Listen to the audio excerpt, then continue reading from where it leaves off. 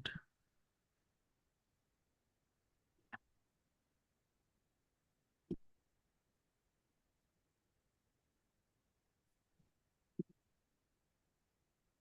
Good afternoon, everyone, and welcome to our webinar today. We're going to give it just a few moments to let individuals trickle into our virtual meeting space before we start our conversation today.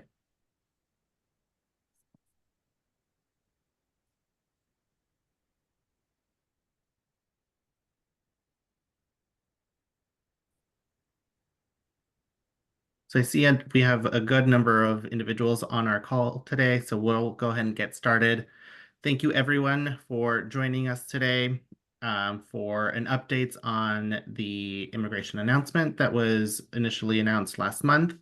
There's been a lot of information that's been circling around, and so we wanted to take this opportunity for all of you to join us. Before we get started, I would want to just let everybody know that this webinar is being recorded. A copy of the recording and the PowerPoint presentation will be available to all of you. We also have closed captioning available in both English and in Spanish. So if you hover on the bottom right of your screen and click that CC icon, you'll be able to view captions in English.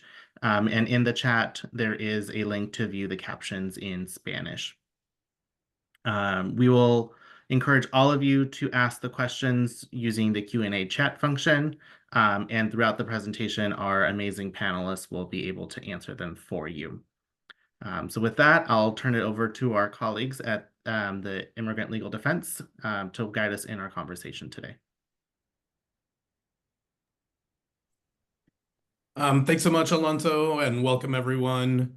We are going to be talking about what's happened in the past month or so with respect to President Biden's June 18th announcements on immigration actions. My name is Manoj Govindaiah. I'm a managing attorney at Immigrant Legal Defense. I have a couple coworkers with me who will also be participating. If you guys want to introduce yourselves. Sure. Hi, Go ahead, Christina. Okay. Go ahead. Thanks. Sorry, my name is Christina Lee, and I'm also a managing attorney at Immigrant Legal Defense. Thank you. Hi, Eleni Wolfe-Roubatis at ILD. Good to be here with you all. And again, just as Alonso just said, in case some of you joined a bit after, please drop any questions you have in the Q&A, and we'll either get to them live or we'll be responding to them in writing to you. All right, so I know people are still joining us, but let's go ahead and jump in. We have a lot to cover. There's quite a bit that we're going to talk about. Some of it is pretty involved, so let's just go ahead and dive in.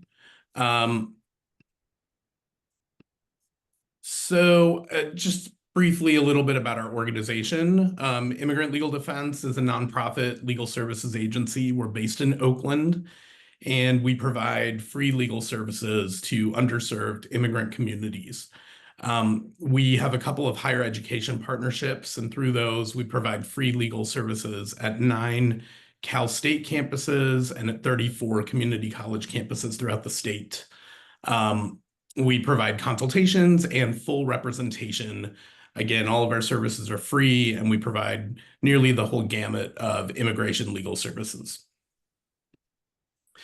So just to briefly recap, what exactly did President Biden do on June 18th? So he announced 2 immigration actions that are not necessarily new, but they're within his existing authority to direct enforcement of immigration laws. The first is parole in place for qualifying spouses and children of U.S. citizens. And the second is improved access to employment visas for DACA recipients or other dreamers. We're going to talk about each of these in turn. So in terms of parole in place for spouses and children, parole in place is something that already exists. It's not a brand new thing that President Biden just created. It exists kind of in these small pockets for family members of military officers, and then for people that were affected by family separation policies from President Trump. But basically, parole in place, if someone obtains parole in place, it's considered that they have a lawful entry to the United States. So if somebody entered the United States without permission several years ago and then subsequently obtains parole in place today, they are now considered to have lawfully entered the United States, which opens up the possibility that they can apply for permanent residency through a US citizen family member domestically here within the US without needing to travel abroad. So it's a huge benefit for those who qualify. And what President Biden did is he expanded those small pockets of parole in place to include qualifying spouses and stepchildren of US citizens. So if his proposal moves forward, or when it moves forward, whoever qualifies and obtains parole in place under that plan, the PIP would be valid for 3 years, during which time that person could apply for permanent residency, and they would also be eligible for employment authorization during that 3-year period. So under the June 18th announcement, spouses and stepchildren of US citizens who meet the following criteria would be eligible for parole in place. Those that have lived in the US for at least 10 years as of June 17th, 2024, who last entered the United States without inspection or permission, who are legally married to a US citizen or have a qualifying stepchild relationship with the US citizen step-parent as of June 17th, and who do not pose a threat to national security or public safety and do not have certain criminal history. And the guidance emphasizes that it's going to be a case-by-case determination for each application. So what that means is they will conduct background checks on all the applicants and will consider immigration history and criminal history when deciding how to adjudicate applications. So we are still waiting for regulations to be issued. Everything that has been provided by the administration is very clear that regulations are coming. Those regulations presumably are going to contain a lot of the details that we're all waiting for regarding eligibility and the application process. But what we can tell you at this moment in time is that applications will be accepted starting August 19th, so less than a month away. And however, we don't know exactly what documents are going to be required. We don't know what the application form is going to look like, and we don't know what the filing fees or any of those other kind of logistical details are quite yet. So how can you prepare between now and August 19th, given that we're still waiting for regulations and that we don't really have many details? So USCIS has recommended the following for people who want to start gathering documents now and do not want to wait until the regulations are issued. So you could start gathering documentation to prove that you have been continuously present in the US for at least 10 years since June 17th. And so generally speaking, what this means is any sort of document that can show that you were physically in the United States for the past 10 years. So that could be tax returns, paycheck stubs, medical records, school records of your children, utility bills, leases, car payments, insurance information, you know, sort of just anything that shows you are a person who has been in the United States. The second is evidence of a legally valid marriage to a US citizen as of June 17th.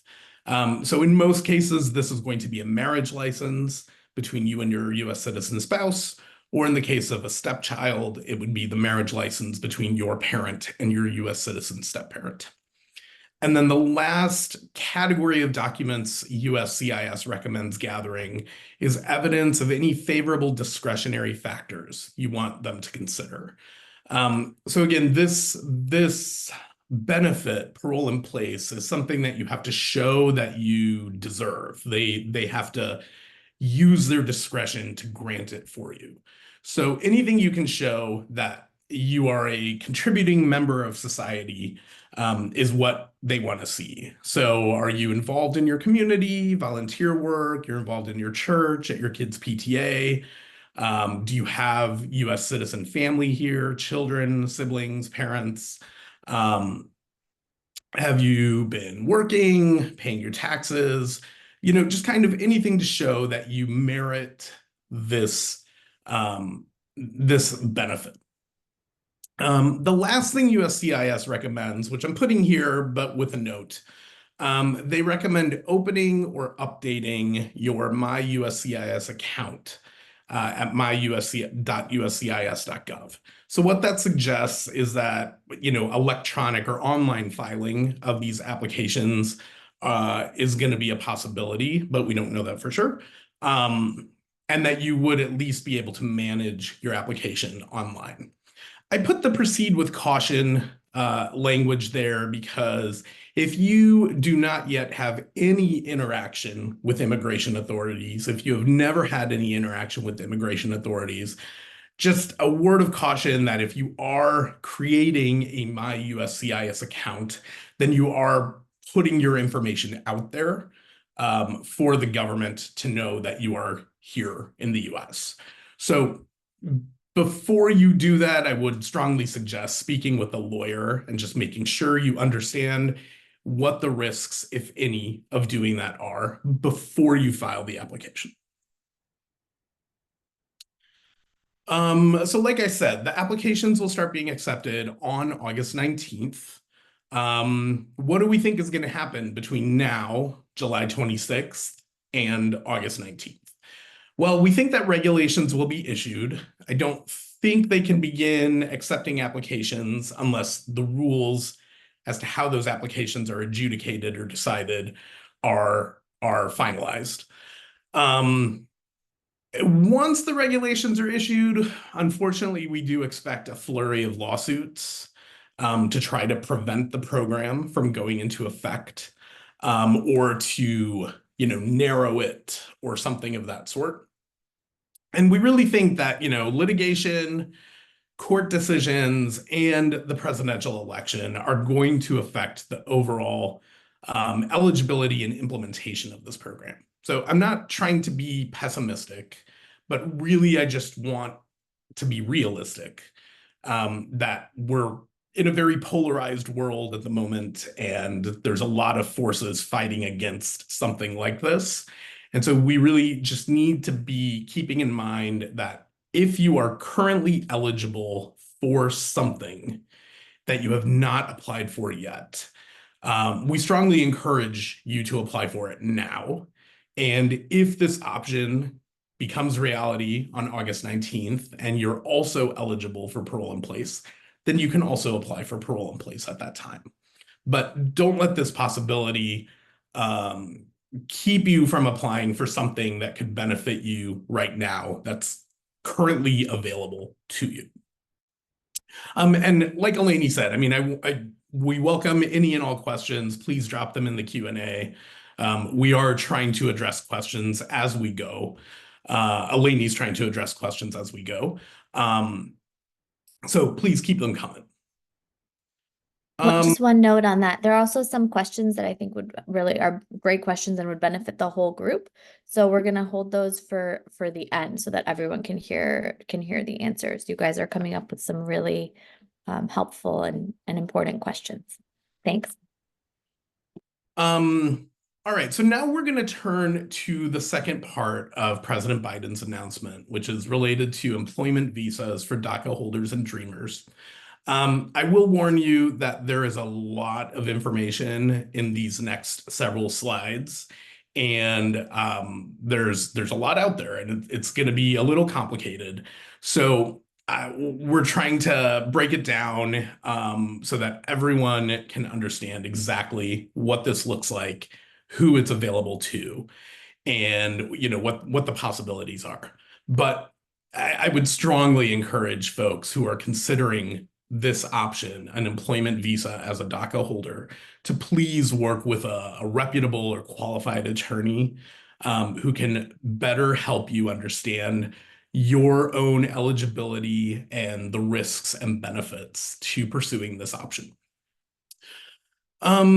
So again, President Biden directed immigration authorities to work together to help qualifying individuals more quickly receive work visas. And what we know is that this would apply to DACA recipients or other dreamers, which we'll talk about in a minute, who have earned a degree at a U.S. institution of higher education in the United States. So from what we understand, that means community college, undergrad, or beyond, and have received an offer of employment from a U.S. employer in a field related to their degree for a high-skilled job. Now, these changes to facilitate quicker receipt of work visas have already been in effect since July 15th. So this has been in effect for about 10 days. I want to emphasize that these changes only apply to employment visas. So those are visas that would allow someone to temporarily come to the United States for a fixed period of time and work in the United States. These changes do not apply to permanent residency applications or green card applications. There's a lot of visas out there that are temporary visas in nature, tourist visas, student visas, all kinds of visas out there. There's also a lot of employment visas that are specifically for people with certain qualifications or in certain types of jobs to come and temporarily work in the US. We're not going to get into, the nuts and bolts of what these employment visas look like today. I think that's a great question for a lawyer in a consultation. But the employment visa that DACA holders with college degrees are most likely to qualify for is called the H-1B visa. So we're going to use that as sort of our starting point. There is definitely a possibility that a DACA holder with a college degree might qualify for other employment visas, possibly the J, O, or P visas. But again, the H-1B is sort of the most likely. So the first thing about this new process is consular processing. And so what does that mean? So in most situations, a person who is physically present in the United States is eligible to obtain some type of temporary status or change to a different temporary status only if they have entered the US with permission and have maintained immigration status the whole time that they have been physically in the United States. If you don't have both of those, if you didn't enter the US with permission, or even if you did, if you have not maintained a lawful status the whole time you've been here, then a person in the US is not eligible to change their status within the US. And they have to go outside of the US. They have to go abroad and obtain their visa outside of the US. So that process of getting your visa outside of the US is called consular processing. Unfortunately, DACA is not considered a status. We go back to number 2, have maintained a non-immigrant status. Unfortunately, DACA does not fit that. So DACA holders who may have had DACA for 10, 12 years at this point, unfortunately cannot change from DACA to a employment visa, a non-immigrant status within the US. I will say there are some caveats. There are types of non-immigrant visas that you might be able to change to within the US, but those are not employment visas, and they are not affected by President Biden's announcement. So what does this consular processing application process look like? So it's several steps, and they all happen consecutively. So there's very few of these steps that can be done at the same time. And it starts with applications that are filed within the US and ends with applications that are filed outside of the US. So the typical process, and again, this is typical, so it's not going to be the situation for every single person, but the typical process for someone seeking an employment visa is a petition for a non-immigrant worker is filed in the United States with USCIS.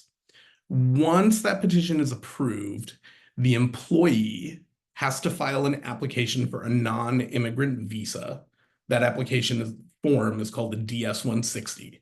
So that application for a non-immigrant visa is filed with the Department of State.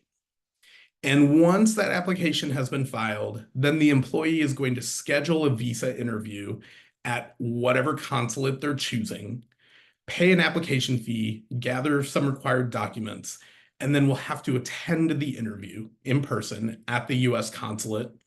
And assuming all goes well, they will get their visa issued in their passport shortly after the interview and would be able to enter the United States now with an employment visa, as opposed to re-entering with DACA.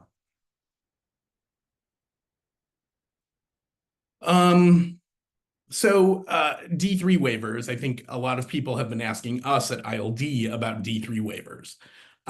So we're going to talk about that for a minute.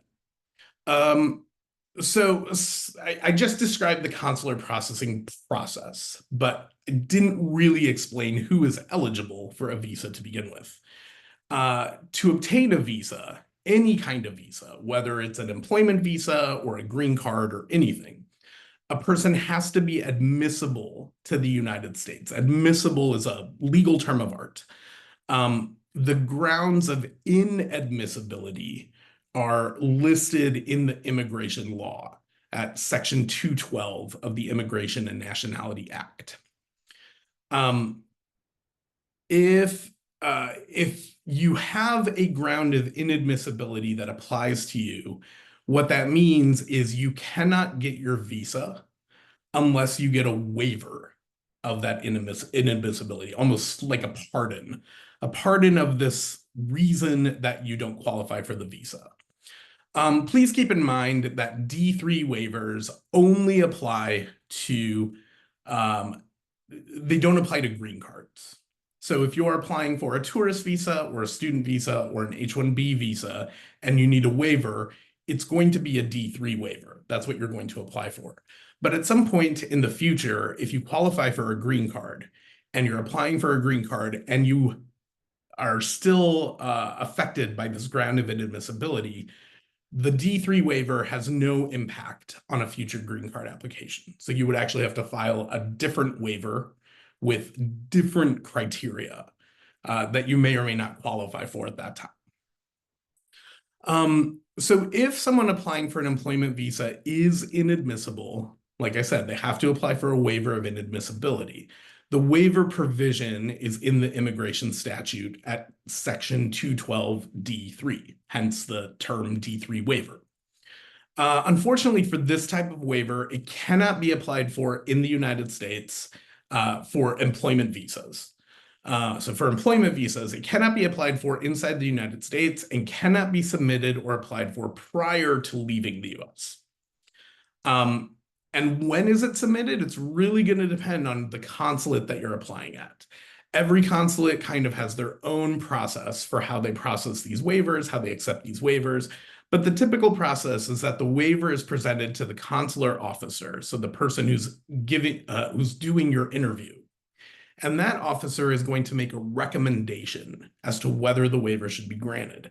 They actually don't have the authority to approve the waiver. It's CBP, it's Border Patrol, that decides whether to approve the waiver or not. So you present your waiver to the consular officer, they will review it, make a recommendation, send it to CBP. CBP will ultimately decide whether to approve it, and then they send it back to the consular officer, who then potentially issues your visa if your waiver is approved. Now, right now, CBP reports that the current processing time for these waiver applications is 180 days. So that's for normal, regular processing, and that is an average. So some consulates, it may go faster, some consulates, it may go slower. I want to talk a little bit about the grounds of inadmissibility that might necessitate you applying for a D3 waiver to begin with. There are tons. If you look at that section of the immigration law, there's a bunch. I'm really just going to focus on 3. And these, when I say common grounds of inadmissibility, what I mean is that people who have DACA or people who are seeking employment visas through this new process from President Biden, the most likely grounds of inadmissibility that they're going to confront are these three. So the first is unlawful presence. And basically what unlawful presence means is if you have been in the United States for any period of time without permission, you might have unlawful presence. If your period of unlawful presence in the US is less than 6 months, then there's no issue and you don't need a waiver. You're not inadmissible. If your period of unlawful presence in the US is between 6 and 12 months, then you are inadmissible for 3 years and would not be able to return to the US for 3 years. And if you have more than 1 year of unlawful presence, then you're inadmissible for 10 years and would not be able to return for 10 years. Now, I know that sounds very scary, but keep in mind that any period of time with DACA is not unlawful presence. So if you got DACA 10 years ago, for the past 10 years, you have not had any unlawful presence. Additionally, unlawful presence only, at least for purposes of this ground of inadmissibility, unlawful presence only begins at age 18. So if you entered when you were 5 years old and you got DACA at age 20, you may only have 2 years of unlawful presence from 18 to 20. It's not that you have 15 years of unlawful presence. Also, just a note, like these inadmissibilities for unlawful presence are like ridiculously unfair, and we absolutely acknowledge that. They went into effect in 1996, 1997, and have been talked about kind of nonstop since that point. And for years, immigration advocates have been working to try to get them rescinded. But we know they're bad. We know they're unfair. Unfortunately, this is the world we're working with, and our job as immigration lawyers talking to you today is to prepare you as best as possible for what this process might look like for you. The other two grounds of inadmissibility I'm just going to mention briefly that might come up are fraud or misrepresentation. So what that means is in any previous interaction you've had with immigration authorities, if false information, false documents, any of that was provided or used, you might be inadmissible for fraud or misrepresentation. And then also certain criminal convictions could make you inadmissible as well. So now that we kind of have an overall idea of what applying for an employment visa and the consular processing process will look like, let's talk about what President Biden actually did on June 8th, or with his June 18th announcement.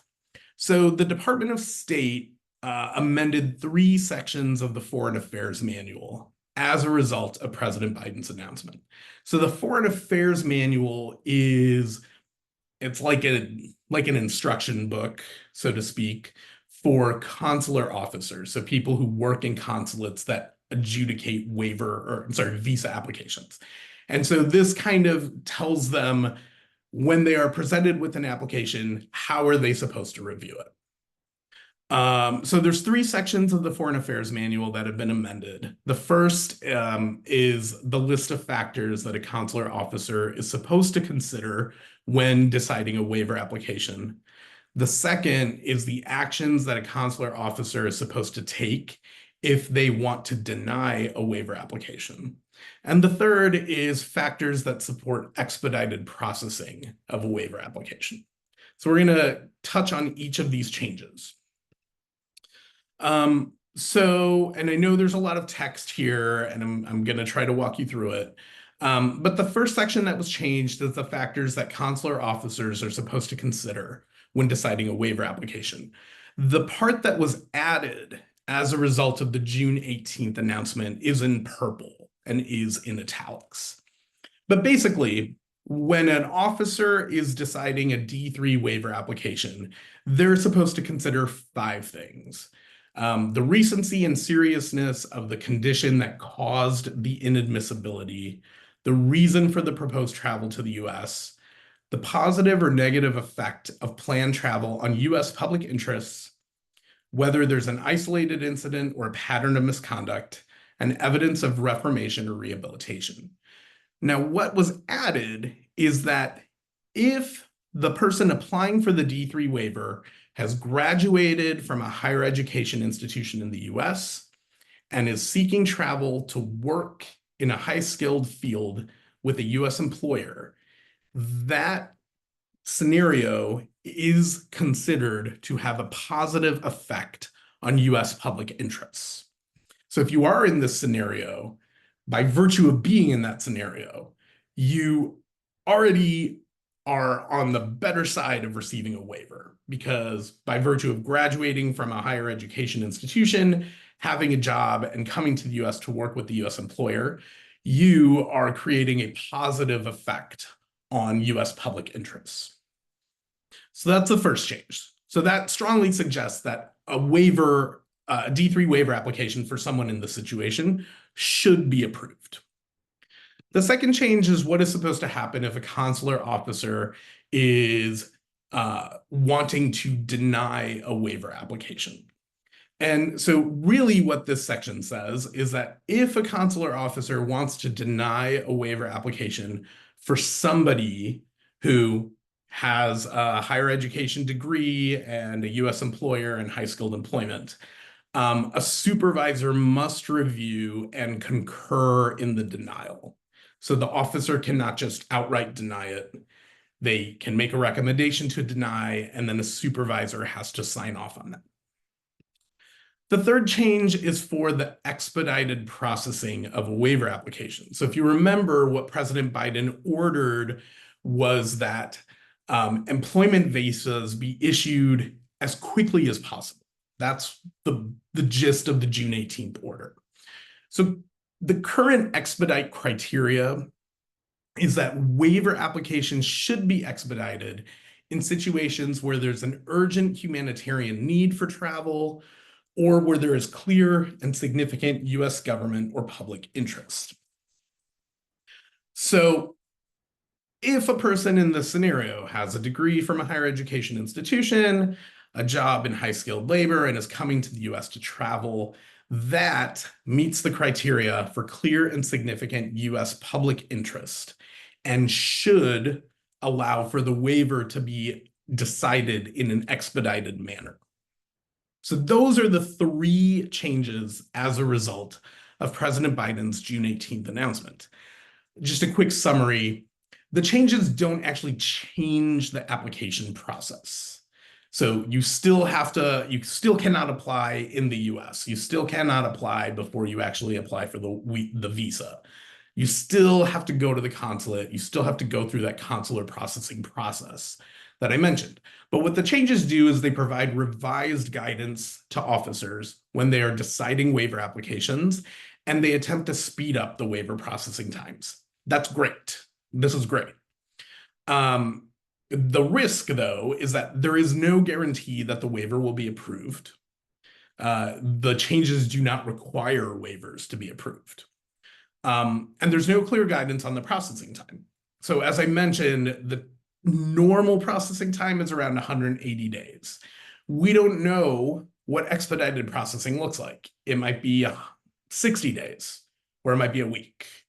It should be less than 180 days, but whether it's a reasonable amount of time is still uncertain. The last thing is the changes don't actually mention DACA holders or dreamers. They don't use that term. So really anybody who meets that criteria, so has a degree, high-skilled job, applying to work for a US employer, they would be able to benefit from these changes. It's not just people who have DACA or might qualify for something like the DREAM Act.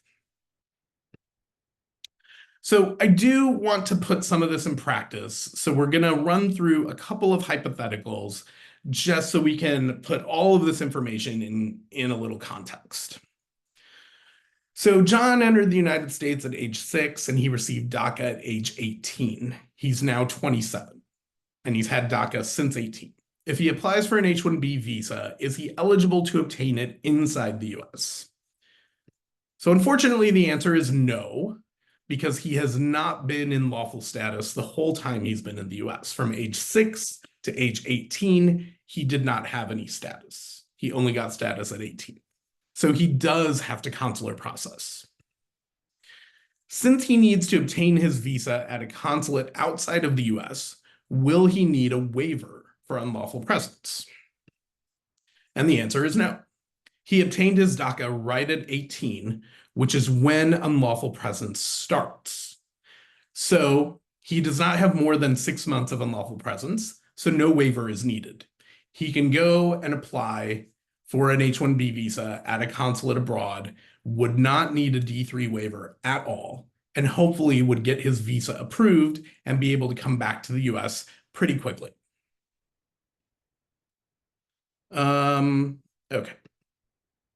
So next, we have Maria, who entered the US at age 6, and she received DACA at 18 and 10 months. So she was almost 19 when she got DACA, but not quite. She's now 30 years old. If she applies for an H-1B visa at a consulate, would she need a waiver for unlawful presence? Yes, she would, because she has more than 6 months of unlawful presence. Basically from 18.6, well, from age 18 to 18 and 10 months, she has 10 months of unlawful presence. So she would not be able to return to the US for 3 years because she has less than a year of unlawful presence. And she would need a waiver to waive that 3-year punishment. Same scenario, but she received DACA at age 20. Would she need a waiver for unlawful presence at that time? Yes, because now she has more than 12 months of unlawful presence from 18 and 10 months until age 20. And so she would need a waiver to waive that 10-year punishment. I want to talk a bit about the impact of advanced parole. As we know, DACA recipients can travel internationally using advanced parole to re-enter the US. So the interesting thing about advanced parole is it's not actually considered a departure from the United States. Advanced parole is permission from the US government for a person to travel abroad and return to the US and resume their original status. So you have permission to leave the US and come back and go straight back into DACA. Because you're getting permission from the US government to go abroad, it's legally not considered a departure from the United States. So that means that if someone travels abroad and returns with advanced parole, they won't actually trigger an unlawful presence bar, because the unlawful presence ground of inadmissibility only starts when you depart the US. And if you're traveling with advanced parole, you're not actually departing the US, or you're not legally departing the US. But this is really tricky, and we're gonna play it out in some hypotheticals here. So Laura entered the US at age 2, received DACA at age 22. At age 25, she traveled on advanced parole, and now she is 28 and applying for an H-1B visa. Will she need a waiver of unlawful presence? Yes, because she accrued 4 years of unlawful presence from 18 to 22. And although she traveled on advanced parole at age 25 and did not trigger unlawful presence issues at that time, she will trigger them now when she travels for her visa interview. Separately, what if Laura applies for new advanced parole and travels on advanced parole at the time of her interview? Will she need a waiver of unlawful presence now? I don't know. I think there are arguments based on the previous slide that we just talked about that her departure from the US with advanced parole to attend her visa interview may not actually be considered a departure, may not trigger unlawful presence issues. But it's an untested argument, and it's very tricky legally. And so she should absolutely be prepared to apply for a waiver, even if she makes the argument that she doesn't need one. And that scenario is definitely one that you want to chat about with your lawyer. The other thing with advanced parole is just timing. If we would strongly recommend trying to obtain advanced parole in conjunction with your visa interview. so that unfortunately, if something goes wrong with your visa application, you are still able to return to the US and resume your DACA. But there's a lot of moving pieces and timing is really tricky. So H-1B visa applications, there's very strict deadlines for those because there's a lot of interest in H-1B visas and not enough visas. There's also the processing time for H-1B visa applications, the processing time for an advanced parole application, and then depending on your consulate, how much time you're waiting for a visa interview and how much time you're waiting for a waiver decision. So the bottom line, if you're looking at this scenario, please, please, please talk to a qualified and reputable attorney so you can understand what all this means and what you're really looking at risk-wise. So our overall recommendations regarding both parole in place and DACA and employment visas: continue pursuing all the options that are available to you under current law, but also stay informed. You can check ILD's social media for updates on any of President Biden's policies or announcements, changes between now and August 19th, for example. Definitely consult with a reputable immigration attorney about all of your options. And if you're considering traveling for an employment visa and you want to consider advanced parole, please be sure to discuss that possibility with your lawyer. We want you to consult with a lawyer for a number of reasons. You can get answers to any type of question that you have, like, are you eligible for the parole in place from the June 18th announcement? Can you travel? Is there an issue with applying for multiple types of immigration relief? What are your options? Is parole in place or an employment visa your only options, or are there other possibilities? And it's really important that you're straight and honest and upfront with your immigration lawyer, because that's really the only way that they can effectively help you and advise you. And make sure to discuss the risks and benefits in moving forward with whatever you're applying for. We strongly do not want you talking to or getting legal advice, I should say, from notarios or paralegals. And the main way to distinguish is that, only immigration attorneys and accredited representatives and nonprofit organizations are authorized to give legal advice or representation in immigration. And keep in mind, no one can guarantee approval of any immigration application. No one can currently apply for parole in place. So don't believe any lawyer, notario, who says they can apply now.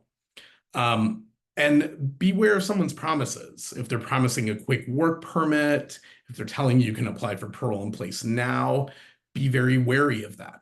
And also make sure to review all forms and documents before you sign them and get copies of everything. For all CSU and community college campuses, there are free legal services such as ILDs. They're available in your best language. They're free and confidential. They're available regardless of immigration status. And they're available to students, faculty, and staff, and at least for the CSUs, for family members and recent alumni as well. If you are affiliated with the Cal State campus and you want immigration help, ILD covers 9 Cal State campuses, and you can schedule an appointment here at this link or this QR code. If you attend any of the other Cal State campuses, feel free to go to this link and you'll find the scheduling info. If you're affiliated with a community college campus, you can schedule an appointment with ILD or whatever legal services provider offers services at that campus through findyourally.com.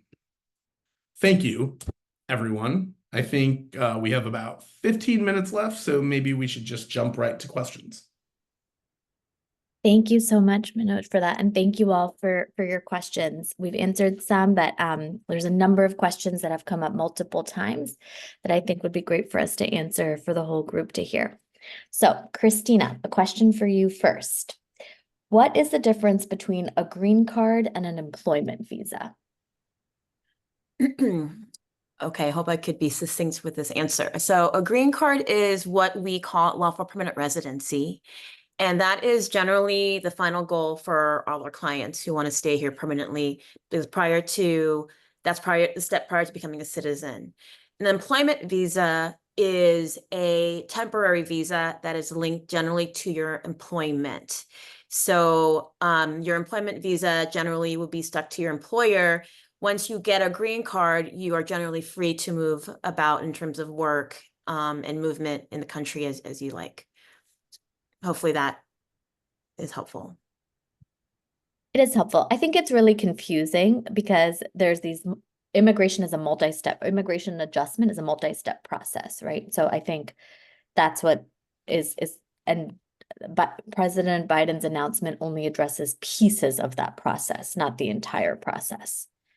So I think, yeah, that was a good explanation. Yeah, I think the one idea too is that the employment visa in this context for Biden and in really students that we work with is the employment visa ideally will be a step to the green card is I think something to think about. Yes, I think that's a really helpful way to put it. Okay, let's give you one more to give Manoj a minute to catch his breath. Okay. If I already have a 601A waiver, and this came up in various questions, if I already have a pending 601A waiver, so that's a waiver based on showing hardship to a U.S. citizen, spouse, or parent, will I have to apply again for parole in place if that program moves forward, or can it basically be transferred to that? I would say no, just because those are two different legal scenarios. The 601A is for somebody who's about to leave the country and apply. I mean, it's for a waiver, basically. The parole in place is actually in place to replace that waiver. So technically, the 601A cannot take the place of the parole in place because they're two different processes. And the point of the parole in place is to kind of not have people apply for the 601A waiver. Yes. Also, immigration will never let you just transfer your fee. They will want another fee from you. Oh yeah, they want more money. They won't. Yeah. Let's see. Does parole in place apply for parents of U.S. citizen kids? The proposed parole in place, does it apply for parents of U.S. citizen kids? No, do you want to jump in on that one? Sure. Unfortunately, no. It is only for people who have spouses that are U.S. citizens or step parents that have U.S. citizens. It does not apply if you are undocumented and you have U.S. citizen children. Obviously, we strongly disagree with that limitation, sure. but that is what the proposal is. Okay, either one of you can take this. I traveled already on advanced parole. Would applying for PIP for parole in place be beneficial to me? So again, I think facts are always important, but generally I think, and Manoj, please jump in if you disagree, but if you already have, the point of parole in place is to get you admitted with permission, essentially, to be paroled in. So if you've already executed advanced parole and left the country and entered, then the parole in place is not needed because you've already done the purpose of what the PIP is for. Right. Yeah, that's exactly it. I mean, you've already accomplished the purpose for the PIP. You would, if you're married to a U.S. citizen or, have a U.S. citizen family, you might immediately be eligible to apply for your green card after that entry with advanced parole. So there's not really a benefit from the PIP. This relates to another set of questions that I'm just going to answer. However, if you have a pending application for advanced parole or you are planning on traveling on advanced parole because it's already been approved, our recommendation is if you've already been screened and have been working with an attorney and it is safe for you to travel on advanced parole, that you do so and not delay your trip or not do your trip because you're expecting parole in place to happen on August 19th and that will take the place of your advanced parole that you already have in process or have approved. Because again, we're really not sure if parole in place will go into effect on August 19th, given that there could be litigation or lawsuits around it, and we still don't have the regulation, so we don't know exactly the details of that program. So definitely you should move forward with what you have already in motion. Is the D3 waiver the waiver for unlawful presence? Yeah, so the D3 waiver is the waiver for unlawful presence. It's also the waiver for misrepresentation or fraud or certain criminal convictions. It's the waiver for everything. But again, that only applies to the employment visas or visas that are not green card applications. So visas that are not green card applications, everything is through the D3 waiver. Visas that are or green card applications have their own set of waivers, Okay. not the D3 waiver. Yes, that is a good explanation of a complicated issue. For individuals who do not have DACA, can they still benefit under this program or this proposed program? I know we've talked about this a little bit, but we've gotten a bunch of questions along those lines. So maybe breaking that down one more time. Sure. So for individuals who don't have DACA, I'm assuming we're talking about the employment visa part of this. Correct. I think individuals who don't have DACA, but who meet the criteria for parole in place could certainly benefit from that if that moves forward. Separately, the employment visas for DACA holders, and I'm sorry that I keep calling it that because I think that's how it's addressed in the guidance provided by USCIS and President Biden, even though we probably should stop calling it that because it's not for DACA holders. It is for anybody who meets the criteria, where you have a degree from a college in the US, you have a job in a high-skilled field, and you intend to work for a US employer. If you meet that criteria, whether you have DACA or not, you would qualify for this expanded and expedited processing of D3 waivers to try to get your employment visa at a consulate outside of the US.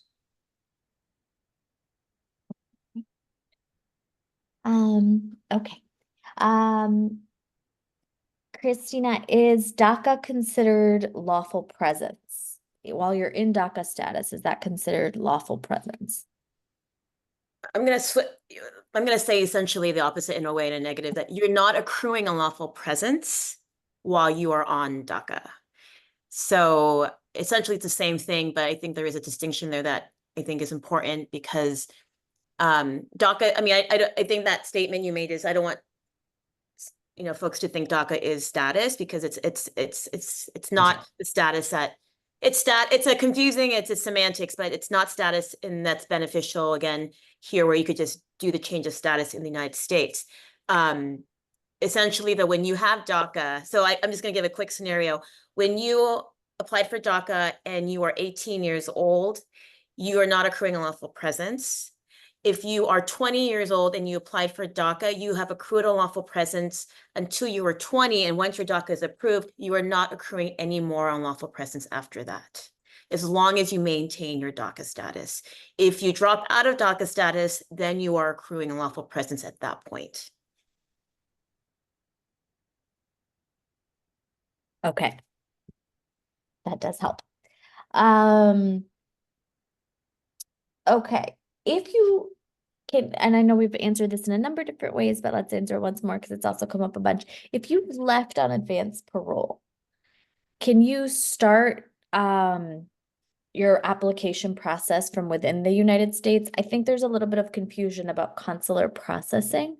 And the questions have come up of, can you start consular processing within the US? But I think it'd be helpful to explain that at that point, you don't need potentially consular processing for some visas, but for some you still may. You want to take that one, Christina? Sure. I hope I can. I think I got the question. So if we're talking about, I mean, there's two different things we kind of touched upon. One is PIP, parole in place, and the D3 employment-based visa waiver. So if you are in parole in place, and you have that granted, then you're not consular processing there. You're most likely are eligible to, if you're through marriage, can get your green card while in the United States. So what Manoj was talking about, consular processing today, had to do with more with the employment-based visas and the D3 waivers. So the consular processing part would start essentially, I mean, I guess you can start the process online, which is, there's a portal. I mean, this is going into the weeds, to be honest, but you can start that like preliminary process of maybe filling out applications, but you cannot file anything officially. Everything will need to be done once you're outside the country. Manoj, would you say that's sort of an accurate way to? Yeah, I think that's right. I mean, I think if you've already traveled on advanced parole, I think ultimately you probably still don't qualify to get an employment visa here in the US, right? So that very first step, the petition for non-immigrant worker, that takes place in the US. It's an application that is filed here in the United States and decided by an immigration office here in the US. And once that's approved, and you're then submitting your application for a non-immigrant visa, for your employment visa, you can do that online, but as Christina said, ultimately it's not like truly filed until you are like outside of the US and in front of the consulate. So it's like a twofold thing. Unfortunately, I'm sorry. So No, really quickly, you file, like, just hopefully this will help it. I mean, it may not help some others, but hopefully it might help some. You would, if you get an employer and you meet all the other criteria, you would file a petition. Once a petition is approved, then that's when you would leave the country and consular process at that point, and then apply for the D3 waiver. So that's sort of how the steps would go, if that's helpful. I think that is helpful. Okay, in our last 3 minutes, let's see. Let's talk about this. Do we think that should there be a new Republican or a new administration, that they will try and end the changes made to the D3 waiver? Yes, I think so. I'm sorry to be the ultimate pessimist. I think if we have a new Republican administration, we know that it would be President Trump. And I think we had 4 years and we saw a lot of the changes that he made and a lot of the things that he tried to undo from day one. And while I don't think the changes that were made for the D3 waiver are, controversial in any way, I do think it is probably something that the new administration would try to undo. I think that's Yeah. probably right. I think that's right. But again, that's why it's so critical to end on a positive note. It's so positive that we are in California and that the state has really invested in making sure individuals have access to quality legal counsel. That's why it's really important to have an individual assessment about your case and not delay in doing so, to see what options are available to you now to set yourself up in the best, with all of the best possible options. Thank you so much for joining us. Hopefully this was helpful to you all. We're going to continue to have updated webinars and presentations as more information comes out. You have the information for how to sign up to see us and our colleagues at other organizations who provide legal services. And if you have additional questions that we didn't get to today, you can email them to info@ild.org. Or again, the best thing is to sign up for an individual consultation so we can actually talk to you about your case and your facts. Thank you all. Thank you so much, everyone. Hey, everyone.